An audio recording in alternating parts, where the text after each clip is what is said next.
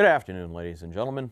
My name is Rusty Berg. I'm coming to you from the frozen and slightly snowy tundra of somewhere in southeast Michigan, and I'd like to welcome you to the Antique Automotive Acres, where the future of the car is not today. Today we're going to be working on one of the oldest cars that I have here in the shop, my 1906 Reo Model B, which I like to call Hazel. Hazel is also one of the newest additions to the fleet, so doing a lot of maintenance on getting her up and running for the time when the thaw happens and we can bring our cars back out again. So what that entails today is a coolant flush. The car was stored with glycol, which had turned to sludge and corroded some of the components in the cooling system, so I've cleaned those up already, but now it's time to actually flush the rest of the chemicals out and then replace it with clean water and a product called no erosion, which is a antioxidant and helps to deal with the dissimilar metal breakdown when in contact with conductive electrolytes, also known as your coolant. So you have to flush the whole system out, and it's a product that a couple buddies of mine and I tend to use in our cars just to help keep things relatively clean, especially when these cars sit for long periods of time between their uses. So I've got a fresh cup of coffee, what I like to call thinking juice. Let's go ahead and get started. Oh, but first we got to put the car back together.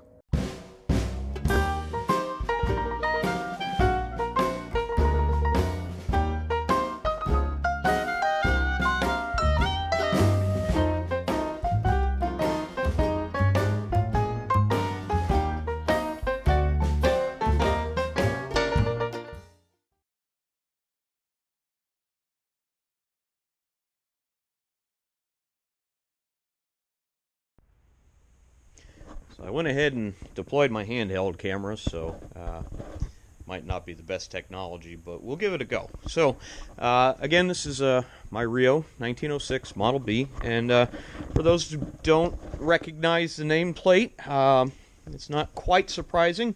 Reo as a company existed from around 1904 to roughly 1975, and it was the second company of a gentleman by the name of Ransom Eli Olds, or R.E. as he was preferred to be called. And R.E. Olds was famous for founding an earlier company called the Olds Motor Works, which started in roughly 1897, again in Lansing, Michigan. After some arguments with investors, the Olds Motor Works lost R.E.'s engineering talents. He left and moved on to found REO, the initials of his name. There's some interesting history behind that. And yes, for those who are rock and roll fans, REO did make a Speedwagon. It was a thing. It was a little bit later than this particular model of car, though. So when RE left, he had been famous for creating the Curve Dash Oldsmobile, another one-cylinder car. Just like this one, you heard me right. Yes, this is a one-cylinder car.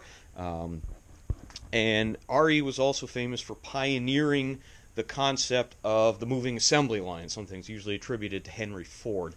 However, where Henry Ford innovated and improved upon it, RE came up with a concept of taking the car from station to station of people, as opposed from people moving from station to station of car to do the assembly. So he would put the car on a little buck and move it along down the row, and folks would put parts on the car as they assembled it. So this car in particular, again, 1906 Model B, as in boy.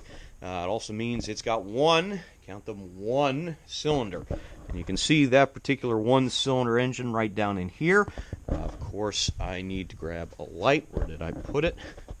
Put it somewhere. If you see the light, let me know. Aha! There you are. Come along. So, it's a little dark in the shop. I apologize. So, we got one cylinder in here. So that's what this is. It's a valve in block type motor, what some would refer to as a flathead, except there's no head on this particular engine. The cylinder does point down. It displaces 106 cubic inches. You heard me, 106 in one cylinder. For the metrically minded, that's approximately 1.8 liters, and it makes a thundering, stunning 8 horsepower. That's right, folks. Your lawnmower typically has more horsepower than this car does. So what you're looking at here is, I'll try to point at things. You got your carburetor, you got your valve gear, you got your oiler for the engine, flywheel to help try and smooth out the thundering 8 horsepower, and then down here on the side, this is the actual transmission for the car. So this is where the power from the flywheel comes in, black magic happens, and then it goes through a chain drive final out to the rear axle. Now, I say black magic, but that's not really true. It's what they call a planetary gear set. So it's a 2-speed automatic in a way, but you're the automatic portion of it. It uses planetary gears just like your modern automatic transmission to generate gear reduction. This car has a low gear, what I like to call slower, and then a direct 1-to-1 gear, which is slow. And that's engaged through the controls here. You have these bands that squeeze on the drums. Those are used, point the camera at the bands, dummy. These are used to squeeze the drums to engage the different gears inside. There's planetary gear set inside of this. This is something that Ari Olds actually patented, the concept of encasing everything, and you can see the oil fill plug in here, so that helped to keep the dirt and grit out of the important gear interfaces inside, because there's more teeth in there, and if you get grit and stuff, it just eats your gears alive. Terrible. So, and then again, like I mentioned, you have this chain drive final here, comes down to the rear differential for splitting the torque to each of the wheels so you can go around the corner. So again, 2-speed. I can't remember which one's the low band. Low band, and then reverse, and then direct is through a multi-plate clutch. It's all controlled here on the side of the car. None of the cars on these controls, none of the cars on these controls. Yes, I did say that. None of the controls on this car do what you think they do. So this is your transmission control lever here. You pull it all the way back for low gear, and then you slam it forward for direct gear. And when it's a little bit nicer outside, we'll go for a drive and show how this all really works. And then on the floorboards here, you can see gas pedal. So that's actually kind of what you'd expect it to be. But then this with the ratchet is your brake and parking brake. So 2 functions, 1 pedal. And then you got your reverse here. So yes, it's a reverse. You smash on this pedal, that gets the car to go backwards. And then this last pedal is going to give me trouble later when we go to start this, because this is your decompression release, and on this car it doesn't work. And we'll get into why you need that in a little bit. Now, other things you might have noticed as we walked around the car. So we focused a lot on the engine. I'm going to turn the light off so I don't wash everything out. You can see, so it looks like there's an engine up front, but the engine's under the seat. It is mid-engine, just like your modern newfangled race cars. Not really. But this is what they call a false French design. So the French had pioneered moving the engine up front, driving in the rear, transmission somewhere in the middle. The American cars at this point, not quite as advanced as their European counterparts. So what lives under here is, of course, the radiator. You can see that up front. Part of the focus of what we're working on today. And then underneath this little hood, you have your tanks. In the back is the fuel tank. Gasoline goes in here and then goes through the engine. It makes noise, heat, and a tiny bit of power. And then you got your water tank up front, also the focus of what we'll be working on today. You can see some of that leftover corrosion and muck from this car being stored with glycol for a long time.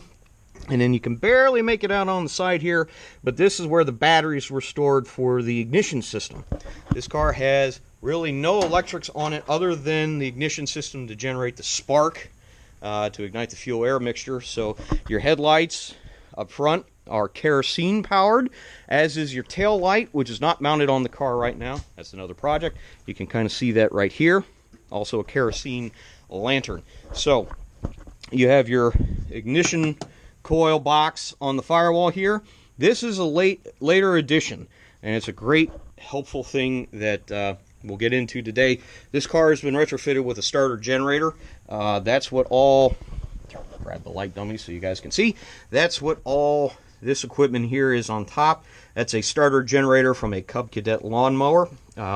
Makes life oh so much easier when it comes time to get this thing started. However, for our work today, because I know it's much more entertaining to watch, I will go through the hand crank procedure. When this car came from the factory, there were no electric starters.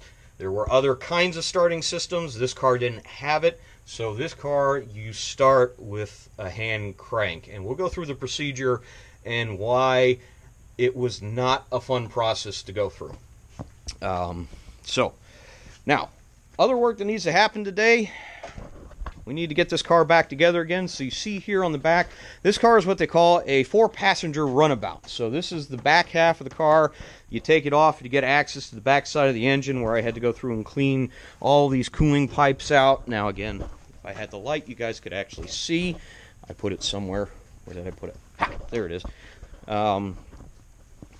So that's your water pump on the side of the engine. So I went through and cleaned this out. It's a gear drive pump, so sort of like an oil pump for those who might have ever been into an engine. Gears looked fine.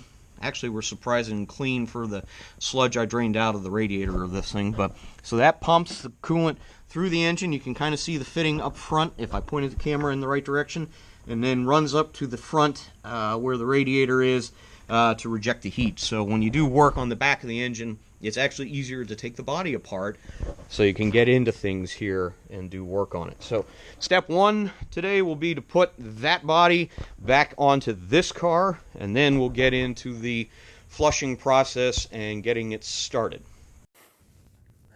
Good evening, ladies and gentlemen. It's another snowy, frosty day from here, somewhere in southeastern Michigan at the Antique Automotive Acres. You can tell it's another day by the color of the bow tie. I went through and filmed the entire process of doing the coolant flush on Hazel, my 1906 Reo Model B, and as I was editing the video together, I figured out it was going to be very long, and it was probably going to be a better idea to kind of break it up into some smaller chunks, which meant I needed to come back out and let you guys know what was going on. So here we are. We just went through an overview of the car and the features of the car itself, a little bit of history of Reo the company, and also about R.E. Olds, the man himself. And in the next video coming up, we'll get into actually wrenching on the car, putting it back together as I kind of hinted at, before moving into the flush procedure and then getting into that all exciting start video where you hear that one cylinder roar into life. In the meantime, if you've got any questions or comments, feel free to put them down below in the chat window. I'll make an effort to try and read through and answer back with any questions you might have. If you've got any tips and tricks, love to hear them. I'm a hobbyist myself. I'm always looking to learn new ideas or new tips on how to improve my wrenching experience.